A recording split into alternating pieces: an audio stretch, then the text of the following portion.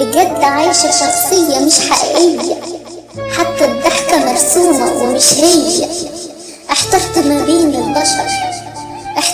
بين البشر وهعمل ايه؟ الظلم انتشر. حبيت اراضي الناس،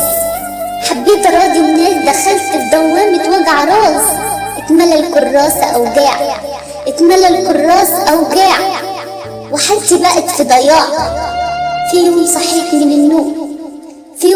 من النوم سألت نفسي سؤال: مين اصلا دول وانت عليهم بتهون؟ جعلوك رخيص وانت غالي، وفي كل مرة تعالي. الحل في ايديك، ما تخليش حد يستولى عليك. صدقني ربنا وحده اللي ليك. الحل في ايديك، ما تخليش حد يستولى عليك. صدقني ربنا وحده اللي ليك.